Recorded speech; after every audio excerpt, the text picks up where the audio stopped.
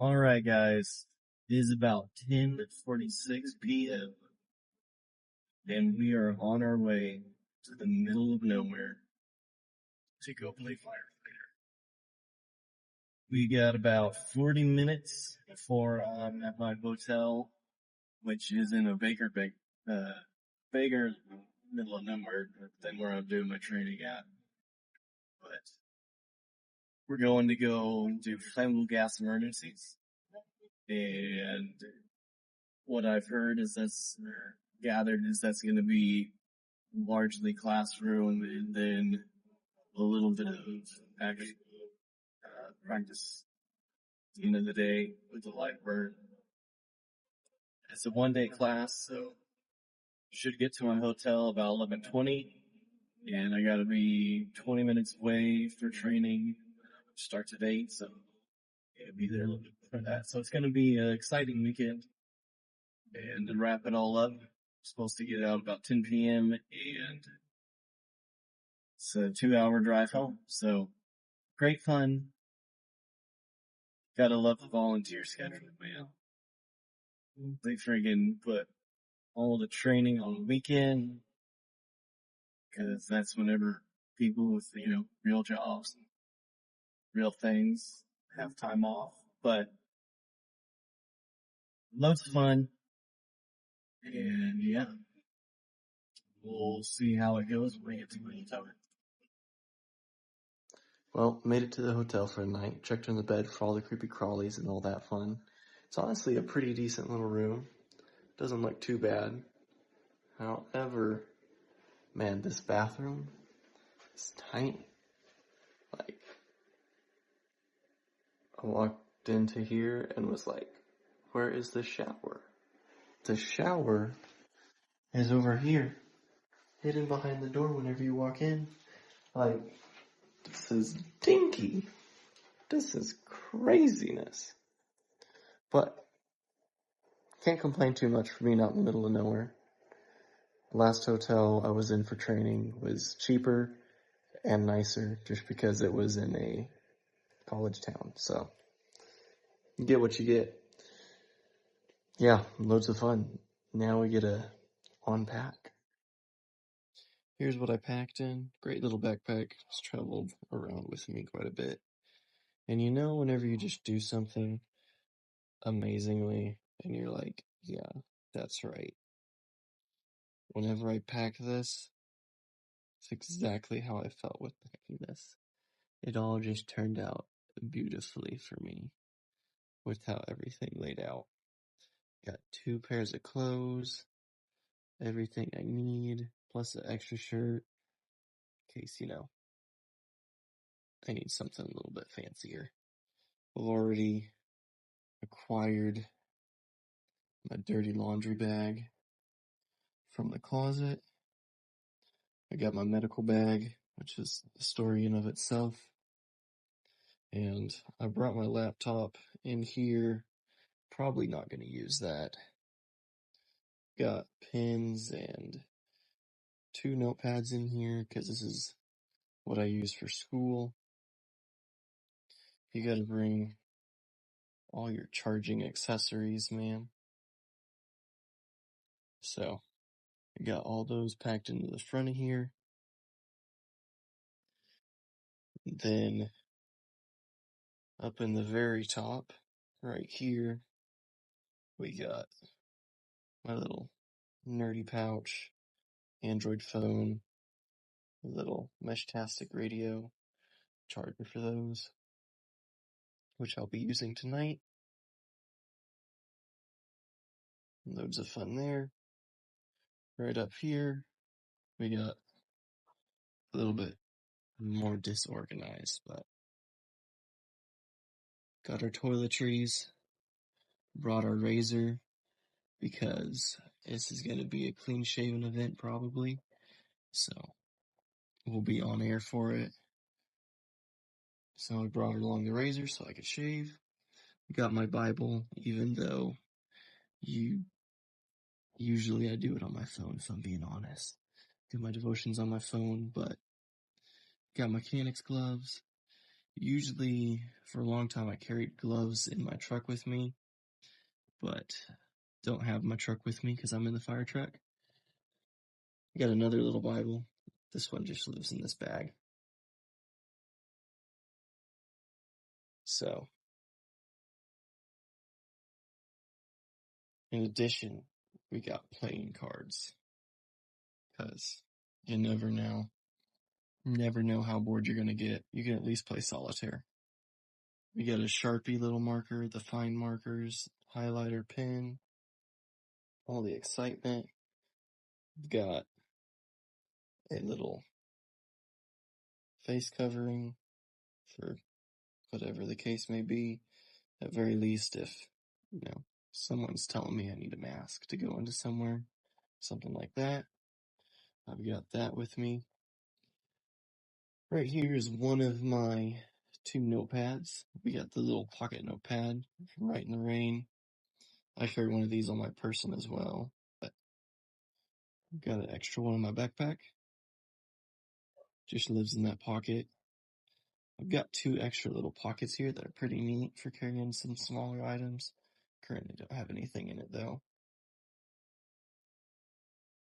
We always come over prepared for whatever we're doing, so I've got 2 pairs of pants, 2 shirts, 2 pairs of socks. I've got a nicer dress shirt in case I need it. Wish I shouldn't at all for this, but you never know what will happen. Down here, here's my other notepad. Compliments of my wife. Picked it out for me. And then behind that, we got the laptop, as well as in the front of the bag, having the laptop charger. Got a couple extra little pockets here, because this is like a travel bag, so we got one like right here. I think this is more designed for a passport, things like that. We got a little pocket here for money and stuff, I guess, for your cash. Yeah, that's not something I really use. It's got like a whistle on the buckle, just a whole lot of things. It's got all the things, as well as having the power bank plug, so you can put your power bank inside of here. You'll just have a charger on the outside of your bag. Which brings me over to the one thing I will mention on my med bag, is I do have a power bank with me in here. And for a long time, I used to carry 2 tourniquets on the top of here. So I had one right here, one right here. But I've since taken that tourniquet away to be used on another pouch or setup. And so for now, this gets my power bank just because it fits nice and goes with me pretty much everywhere that bag does. So, time to put all this back, get clean shaven, and get ready for the morning.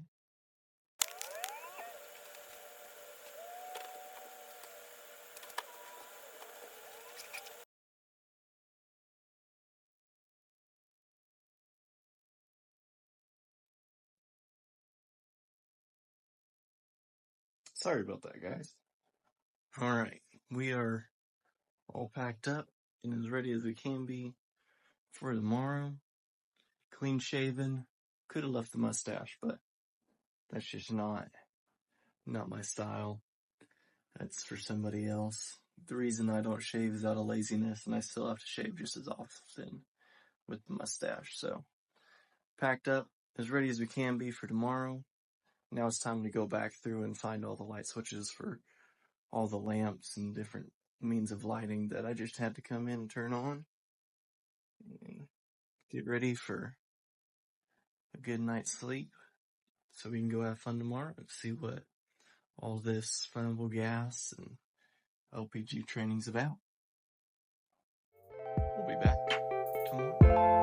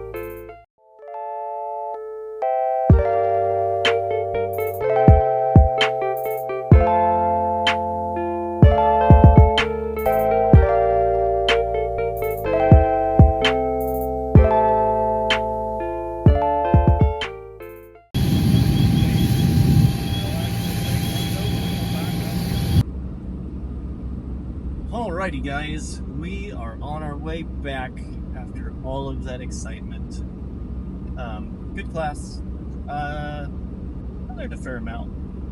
I wouldn't say was the most beneficial things to learn, just because of the likelihood of running into one of the incidents that we covered. Probably the most likely that I would run in out in our neck of the woods is a propane tank that is off-gassing, or letting off pressure, that is, and that's on fire, which involves the potential to explode, and it is a good thing to know, but it's not necessarily the kind of thing you run into every single day. But a good class. Glad I went. I had fun. Now we're on the 2 hour and some change drive back, and should be loads of excitement. Kind of tired, but it's a good tired. It's the, post-workout tired, where like you got energy, but also you're tired all at the same time. Not necessarily the type of tired that you're going to fall asleep behind the wheel, that is. So there's that, which is a positive. The instructor I had, or one of the instructors, because there were 4, and the one who did the classroom teaching, and he was also out in the hands-on skills library. He was the instructor that was with my group, is going to be the same guy who's teaching my hazmat class coming up here in the last 2 weekends of June. So I'm going to see him again. Not really a lot of people out from my area, though. It's kind of to be expected. 2 hours for this isn't, it is what it is. So, great fun. It's good burn, lots of fun, and we started out with spraying foam on propane leak, or liquid petroleum gas leak out of the ground, kind of simulating, like, say you have a tank or something, like, on fire that's burning. You could spray foam on top of it, and it was just kind of a general teaching lesson. But they taught us one of the techniques for spraying foam. There's 3, and so we used the technique they taught us, and then we moved on to Mama Prop, as it was called, because she was only a little bit irritable, and that is simulating a 500-gallon propane tank on fire, which you start out with spraying the propane tank and spraying above the propane tank to cool it down, because it was letting out pressure through the pressure relief valve, and you want to start with cooling it down, so once the propane stops boiling, it's gonna level out that pressure inside of there, because most of it's a liquid, and it'll stop the off-gassing, and then we're able to move on to the remainder of the problems. And so we started off with that prop. Went pretty well for whenever I was on the nozzle. The one thing that didn't necessarily go amazing was, I think, the person behind me was referred to as the grunt, or the mule, and there's 3 people on the hose. So you've got the nozzleman, which is the person controlling the nozzle, You've got the mule, who's right behind the nozzleman, and he's really the one putting in all the work. I've heard him said to be the linebacker, whereas the nozzle man is the quarterback. The nozzle man is getting all the glory while the linebacker's putting in all the work so the nozzle man can do his job. And so he's there to hold the hose, so I'm not getting all the pressure off of the 125 gallons per minute. That's what I think we're flowing today. 125 gallon per minute pressure coming back on us. And then the third man in line is the heater, I think. And he is there to kind of help with the hose, but really what he's going to do is whenever it's time to back out, he's going to be the first one to back out. He's going to grab the hose waist back and start pulling the hose so the people up front aren't getting tripped up in the hose, falling over as we're backing out, because we're still spraying water in case it relights or anything such as that. And so it would be very bad if we fell over and all of a sudden we got flames upon us.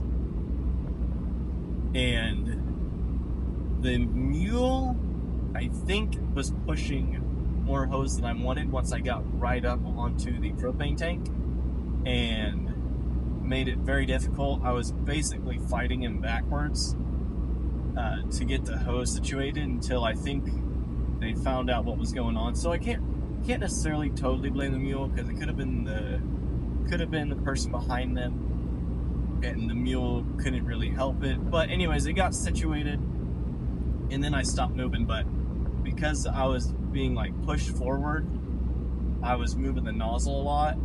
And the last time I moved the nozzle was because all of the force that was getting pushed towards me, all of that hose got shoved out to my left, which was exciting.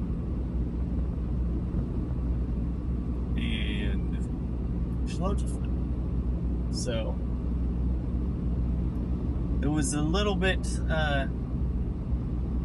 unwanted by my instructor, but I mean, we are playing with real fire, and he's training us for real life, so you don't want an instructor who lets you get away with everything. You want one that will call you out. So our next burn was called Daddy Prop, because he's irritable and things can go bad. He'll punish you for your mistakes. And it was simulating a building pipeline, more industrial. So it's got 3 different shutoffs. Can't think of what they're called, but imagine the movie piping you would see running through a sewer or something, where you got big old metal pipes with big old wheels that you're going to use to shut off the propane, or LPG for the technical terminology, because propane, as it is sold, is oftentimes mixed with other things, for a winter mix and summer mix. So the technical terminology is most likely going to be LPG, which is liquid petroleum gas, which is another one of the things we learned in this class. And so that's simulating, these pipes, say for instance inside of the building, and it is pushing out liquid, which is shooting out from the prop, which is then turning into a gas, so it is then able to catch on fire. So you've got all this LPG shooting out towards you, and then it's catching on fire while it's continuing to come towards you, because all of the vapor is still coming your direction. And so on that one, it went mostly well whenever I was the nozzleman. The one real complaint I have is on the boy. that'll bring us to point number 2 after we're done. Was on the way back out. Well, one, I probably was holding the nozzle too close to my body. It should be out to where your fingertips can just barely reach the bail, which is where you're going to turn on and off the water. And it started out about that distance, but I think as I was pulling the hose forward, it kind of just slipped back.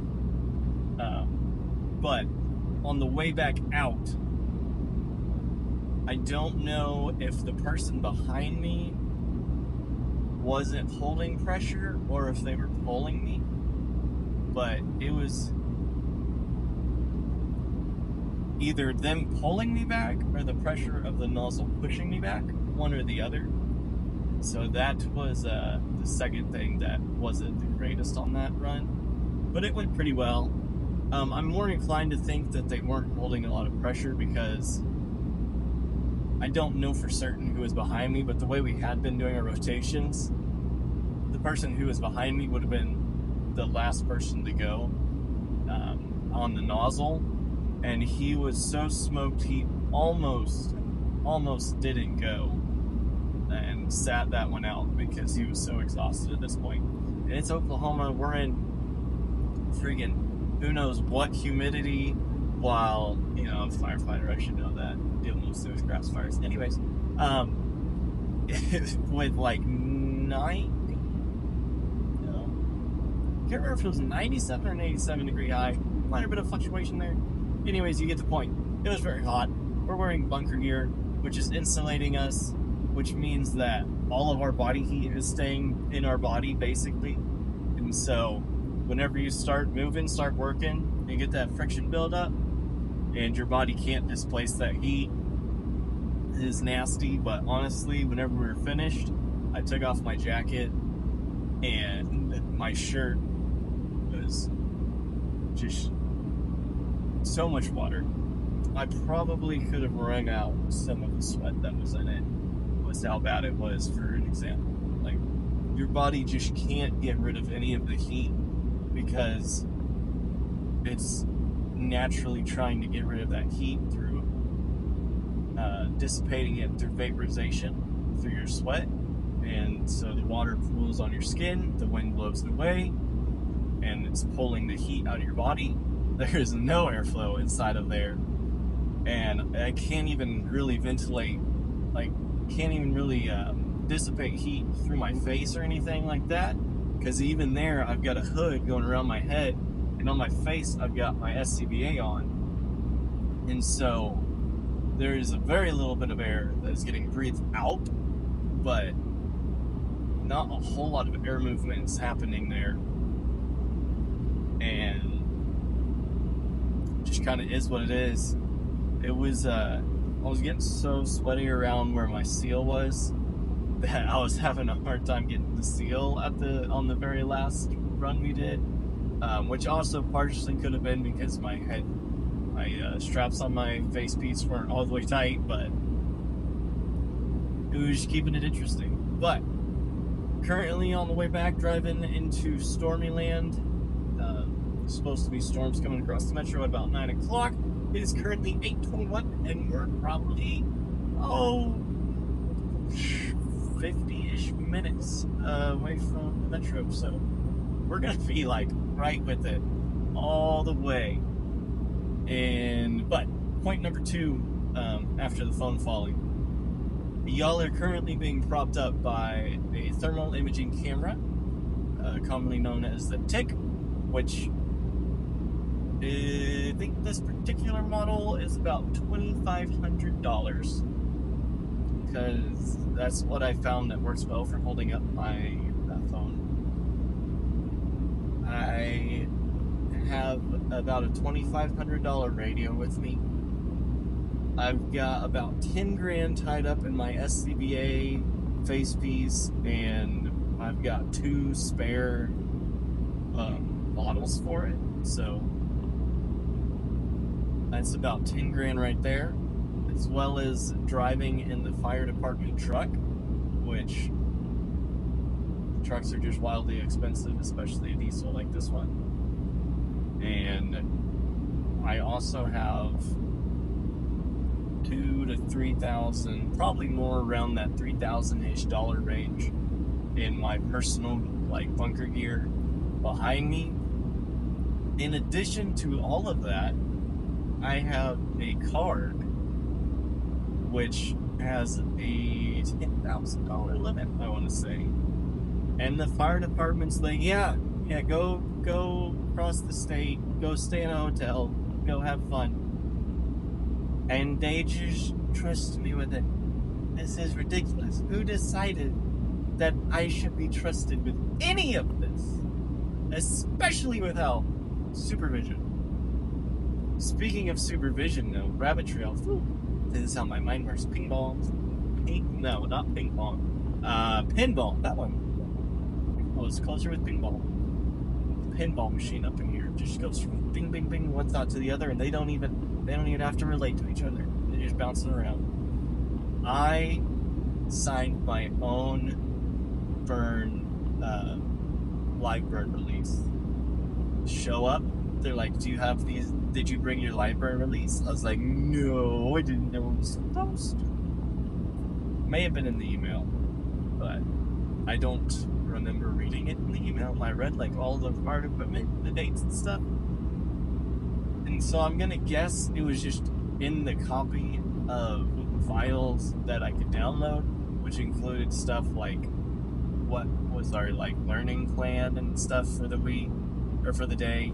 So I didn't download any of them because I just kind of looked at them and was like, yeah, you should teach me what I'm gonna learn this week, this day. And so it may have been in there, and so I just I was like, yeah, I'm not gonna download any of these. So maybe my bad. But show up, there were about 9 of us who didn't have them anyways, so I wasn't the only one who missed that memo out of the 24 people who showed up to this class. And so I feel very justified in not knowing about that, because we're at 40% of the class not knowing. Anyways, so I get this thing, and it's like, okay, the date, the class, all right, and this is to not certify, but to whatever their wording was, approve that I had met these certification levels and was able to be participating in this live burn. And it's, so I wrote in my name there, go down to the bottom, it's the date, and the, evaluator's signature, evaluator 2, but above that, it is chief, officer, or something like advisor, not advisor, started with an A, if I remember correctly, but basically supervisor was what the word was. And I was like, well, I can be a supervisor. And right below that, it had title. So my chief signed it, then his name, the date, and right below that, chief, assistant chief, lieutenant, whatever the case may be, because if you're coming from Oklahoma City, you're not gonna get the chief to sign it. You might get a battalion chief to sign it. I recently became our training officer. I said, okay, Joshua. Okay, my phone just fell again. But anyways, I put in my name, and then I was like, to verify that he has met these standards of training. And I went down to the bottom, and under the supervisor, I wrote my name and signed it, and had the date, and under the title, I put training officer. So nobody said I couldn't burn, and I guess I just get away with writing and passing myself as meeting any requirements that, whatever. Worked for me. I didn't die, so paperwork's not really necessary. They'll just go to a cabinet for, in 2 years whenever I say, oh no, I got cancer from this. And they'll be like, yeah, no, we got a waiver that says that it's your fault. But it just made me laugh because I'm like, yeah, I'm just gonna sign this for myself now. We're just gonna do that. Great fun. But it's been a fun day, fun weekend. Tomorrow morning, Sunday, so we're going to church, and Monday going back to work. Just back to it. Got training the next 2 weekends, so you might be coming along for that. And after that,